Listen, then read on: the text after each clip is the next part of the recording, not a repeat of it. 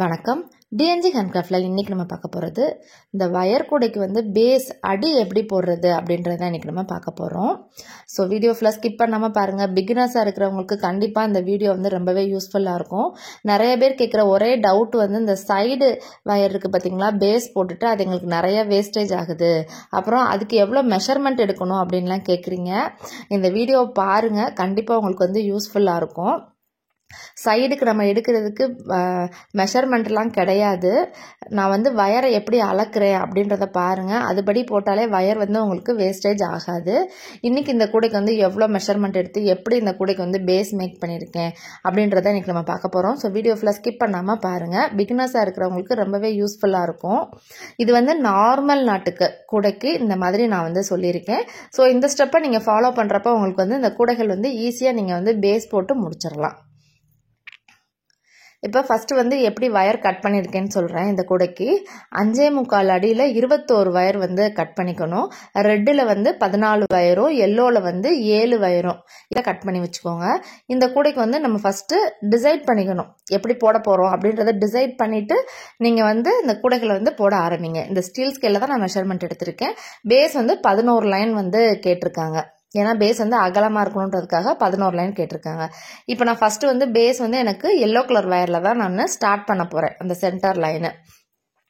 அதுக்காக இந்த மாதிரி நீங்கள் வயர் எடுத்துக்கோங்க, எல்லோ கலர் வயர். இப்போ எப்படி பண்ண போகிறேன்றதை பாருங்கள். இப்போ ஃபஸ்ட்டு சென்டர் லைன் போட போகிறோம்.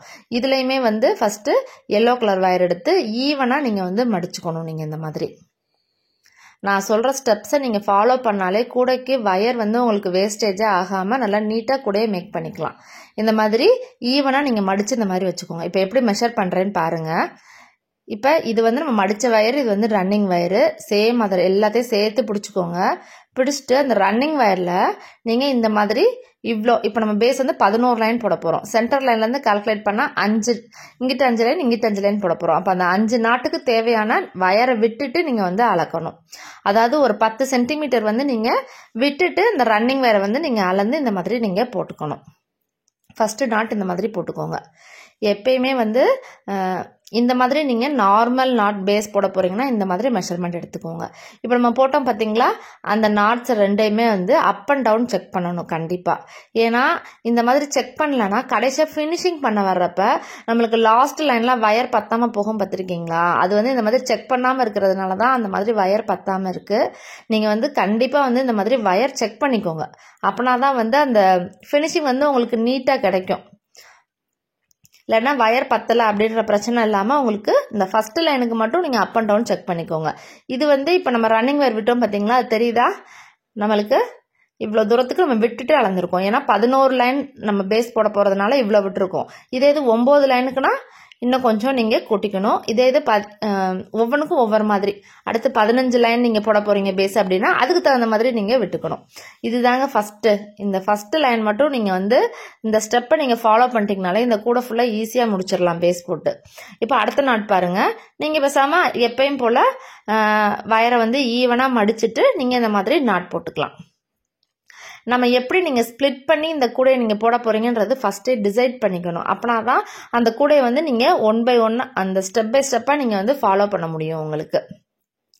நான் வந்து பிளான் பண்ணியிருக்கேன். ஃபஸ்ட்டு 2 எல்லோ, அதுக்கப்புறம் 7 வயர் வந்து ரெட் கலரில் போடணும். அடுத்து திரும்ப எல்லோ, திரும்ப ரெட்டில் 7, திரும்ப எல்லோவில் ஃபினிஷ் பண்ணிடுவேன். இந்த மாதிரி நான் வந்து பிளான் பண்ணி வச்சுட்டு இந்த மாதிரி நான் போடுறேன். பேஸ் வந்து ஃபஸ்ட்டு 3 லைன் வந்து எல்லோவில் போடுவேன். அடுத்து வந்து திரும்ப அங்கிட்ட ஒரு 4 லைன், இங்கிட்ட ஒரு 4 லைன் வந்து ரெட் கலரில் பிளான் பண்ணியிருக்கேன். ஸோ இதே மாதிரியே நான் ஃபாலோ பண்ண போகிறேன். எப்படி நான் பண்ணுறேன்றதை காமிக்கிறேன் பாருங்கள். இப்போ ஃபஸ்ட்டு நான் போட்டு முடிச்சிருக்கேன் பாருங்கள். சொன்ன மாதிரியே yellow red, yellow red, yellow இந்த மாதிரி போட்டு நான் வச்சுருக்கேன். இப்போ அது எப்படி இந்த சைடு இப்போ ரன்னிங் வயரோட தானே இருக்குது. இப்போ அது எப்படி கட் பண்ணுறேன்றதை பாருங்கள். இங்கே பாருங்கள், இந்த மாதிரி இப்படி மடக்கி வச்சுட்டு நம்ம ஃபஸ்ட்டு விட்டோம் பார்த்தீங்களா, அந்த அளவை இந்த மாதிரி நீங்கள் எடுத்துக்கணும். எடுத்து இந்த மாதிரி நீங்கள் கட் பண்ணிடணும். அதே அளவுக்கே கட் பண்ணுங்க. ஃபஸ்ட்டு சென்டர் லைன் வந்து எவ்வளோ நம்ம கட் பண்ணுறோமோ அதே தான் வந்து ஃபைனலாக நம்ம எத்தனை லைன் முடிக்கிறப்ப நீங்கள் கட் பண்ணுங்கள். பார்த்தீங்களா, இப்போ நம்மளுக்கு சென்டர் லைன் கிடச்சிருச்சு. இப்போ சென்டர் லைன் வந்து உங்களுக்கு சம்டைம்ஸ் வந்து உங்களுக்கு வயர் வந்து லூஸாக இருக்கிற மாதிரி தெரிஞ்சிச்சுன்னா செகண்ட் லைன் போடுறப்ப அது வந்து உங்களுக்கு கரெக்டாயிரும். இப்போ நீங்கள் வந்து ஒரு பின் மாதிரி இந்த மாதிரி பண்ணிக்கோங்க. அப்போனா தான் உங்களுக்கு வந்து அடையாளத்துக்கு நம்ம கரெக்டாக போடுறோமா அப்படின்றது தெரியறதுக்காக. ஏன்னா இங்கிட்ட ஒரு லைன் இங்கிட்ட ஒரு லைன் நம்ம திரும்ப எல்லோ கலர்லேயே தான் நம்ம போட போகிறோம். உங்களுக்கு இப்போ நான் எப்படி போடுறது அப்படின்றத நான் காமிக்கிறேன் உங்களுக்கு. இப்போ அடுத்து வந்து நீங்கள் எல்லோ கலர் வயரை தான் நீங்கள் வந்து ரன்னிங் வயராக நீங்கள் எடுத்துக்கணும். அதே மாதிரி இந்த ரன்னிங் வயரை எடுத்துட்டு இப்போ நம்ம சென்டர் லைனில் விட்டோம் பார்த்தீங்களா, அதே சேம் வயரை நீங்கள் அளந்துக்கோங்க. கரெக்டாக அதிலிருந்தே நீங்கள் இப்போ அளந்துட்டு நீங்கள் ஃபுல்லாக இதை போட்டு முடிங்க. அந்த ஃபஸ்ட்டு லைனுக்கு மட்டும்தான் நீங்கள் அப் அண்ட் டவுன் செக் பண்ணணும். அடுத்தடுத்து நீங்கள் செக் பண்ண தேவை இருக்காது. அதே மாதிரி நாட்ஸை வந்து இங்கே பாருங்கள், அந்த வயரை நல்லா இழுத்து டைட்டாக அந்த மாதிரி போடுறப்ப அந்த ஃபஸ்ட்டு லைன் போட்டிங்களா அதுவுமே உங்களுக்கு டைட்டாக வந்துடும் உங்களுக்கு. இதே மாதிரி நீங்கள் ஃபுல் அண்ட் ஃபுல்லாக நீங்கள் வந்து கம்ப்ளீட் பண்ணுங்கள். இப்படி போடுறப்ப உங்களுக்கு அந்த சைடு பேஸ் வந்து உங்களுக்கு வேஸ்டேஜே ஆகாது. ஃபுல்லாக அப்படி போட்டு முடிச்சுட்டு நீங்கள் அந்த இடத்த வந்து திரும்ப சென்டர் லைனை பார்த்து நீங்கள் கட் பண்ணி எடுத்துருவீங்க. கட் பண்ணிவிட்டு இப்போ அடுத்த லைன் எப்படி போடுவீங்க, இதே அளவுக்கு நீங்கள் கட் பண்ணி எடுத்துடணும். அடுத்த லைன் வந்து இப்போ திரும்ப நீங்கள் இந்த சைடு இருக்கிறப்ப இப்படி கூட திருப்பிக்கணும். திருப்பிட்டு நீங்கள் வந்து இப்போ இதே மாதிரி எல்லோ கலரில் ஒரு லைன் வந்து நீங்கள் ஃபுல்லாக மேக் பண்ணணும். அப்படி மேக் பண்ணுறப்போ உங்களுக்கு 3 லைன் வந்து எல்லோ கலரில் உங்களுக்கு கிடச்சிரும். அதுக்கப்புறம் 4 லைன் வந்து ரெட்டு, இங்கிட்டு 4 லைன் ரெட்டு நான் போடணும். இப்போ நான் போட்டுட்டு காமிக்கிறேன் பார்த்தீங்களா. ஃபஸ்ட்டு இப்போ வந்து எல்லோ கலரில் வந்து முடிச்சிட்டோம். இங்கிட்ட ஒரு லைன் இங்கிட்ட ஒரு லைன் போட்டு முடிச்சாச்சு. இப்போ எப்படி வந்து கட் பண்ணணும்னு உங்களுக்கு நான் காமிக்கிறேன். இதுதான் சென்டர் லைனு. இங்கே பாருங்கள், அதே அளவுக்கே அளந்து திரும்ப நீங்கள் வந்து கட் பண்ணிடணும். இதுதான் வந்து பேஸ் போட்டு முடிக்கிற வரைக்குமே நீங்கள் வந்து ஃபாலோ பண்ண வேண்டிய ஒரு ஸ்டெப்பு. சென்டர் லைனில் அளந்து நீங்கள் கட் பண்ணணும், அதுதான். இப்போ அடுத்து ரெட் கலர் வயர் எடுத்துக்கோங்க பேஸ் போடுறதுக்கு. பார்த்தீங்களா, திரும்ப சென்டர் லைன் எடுத்துட்டு நீங்கள் திரும்ப இந்த மாதிரி அளக்கணும். அளந்துட்டு நீங்கள் அப்படியே ஒரு நாட் போடுங்க. இந்த மாதிரி நீங்கள் வந்து ஸ்டெப்ஸ் ஃபாலோ பண்ணுறப்ப உங்களுக்கு சைடு வயர் வேஸ்டேஜ் ஆகாது. அதே மாதிரி வயர் பத்தாமையும் போகாது. நம்ம வந்து ரொம்ப வந்து குறைச்சி கட் பண்ணல, ஒரு மீடியமான சைஸுக்கு தான் நம்ம விட்டு கட் பண்ணியிருக்கோம். அதனால் நீங்கள் வந்து உங்களுக்கு இந்த கூடைகள் வந்து ஃபினிஷ் பண்ணுறப்ப வயர் வேஸ்டேஜே உங்களுக்கு இருக்காது. கரெக்டாக உங்களுக்கு வந்து கூடைகள் இருக்கும். இப்போ நீங்கள் 2 ரோல் நீங்கள் எடுத்து கூடைகள் பின்னுனா கூட உங்களுக்கு வயர் வந்து கரெக்டாக இருக்கும். நிறைய பேர் கேட்குறீங்க 2 ரோல் எடுத்து பின்னுறோங்க, பேசிக்கே சரியாக போச்சுங்க, வயர் பத்தலைன்றீங்க. இந்த மாதிரி ப்ராப்ளம் இருக்கிறதுனால தான் உங்களுக்கு வந்து வயர் பத்தாமல் போகலாம் மேபி. ஸோ அதனால் இந்த பேஸ் போடுறதுலேருந்து நீங்கள் கான்சன்ட்ரேஷன் பண்ணி நீங்கள் இந்த மாதிரி நீங்கள் கரெக்டாக பேஸ் போடுறப்ப உங்களுக்கு வயர் வந்து வேஸ்டேஜ் ஆகாது. இப்போ நான் உங்களுக்கு ஃபுல்லாக இந்த ரெட் கலர் வயரை நான் பேஸ் போட்டு முடிச்சுட்டு உங்களுக்கு நான் காமிக்கிறேன்.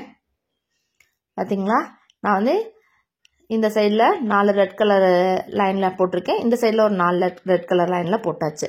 இப்போ வந்து பேஸ் போட்டு முடிச்சிட்டோம். நான் சொன்ன மாதிரி 11 லைன் நான் வந்து பேஸ் போட்டு முடிச்சிருக்கேன் நான்.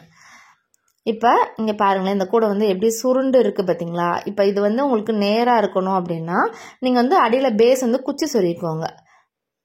குச்சி சொருகிறப்போ உங்களுக்கு வந்து நீட்டாக உங்களுக்கு வந்து இந்த மாதிரி கிடைக்கும். உங்களுக்கு பேஸும் வந்து ஸ்ட்ராங்காக இருக்கும்.